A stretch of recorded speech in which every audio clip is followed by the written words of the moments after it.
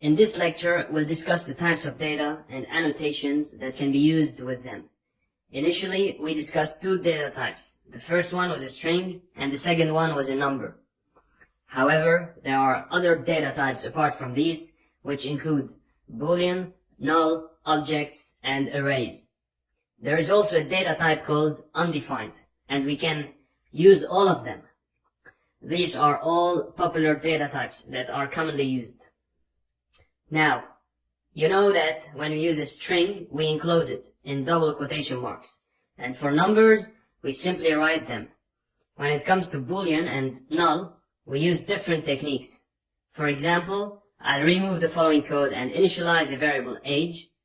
Initially, it will have a numeric value, but if I want to use Boolean, I'll add a statement with a Boolean annotation and set it to true. When I console my statement, the value printed will be true. In Boolean, only true or false statements work. Anything else doesn't. We can use Boolean when we want to control a toggle button or checkboxes. Otherwise, we use a string if we don't need true or false. So, you can see that we use true in Boolean and we get true as the result. If we use false, we will get false as the result. This conversion happens instantly. The next data type is an array. Here, I'll declare const names string and add multiple string values like John, Clark, and Tony. We use arrays when we want to store multiple data elements. I'll print names and run my code, and you can see that all three names are available as an array. Now let's discuss objects. I'll declare const user and define its details, which can be strings or numbers. So here is how we add data to it. JavaScript.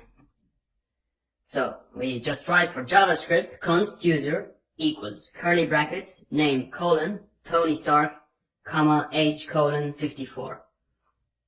And then console.log brackets user. I'll remove the excess annotations, and now you can see that the name is Tony Stark and the age is 54. You can see that the data given in array form is also displayed here, along with the data given in object form. This is how we can use objects, arrays, undefined, and null. These data types are used in various scenarios, such as initializing variables, adding optional functional parameters, handling return values, checking for existence, and acting as placeholders with default values. The usage of null and undefined data types depends on the specific logic we are implementing. This lecture covers the basics, and in future lectures we'll explore more advanced topics involving these data types. Alright, so that's pretty much it for now. Thank you very much for watching, and see you soon in the next lecture.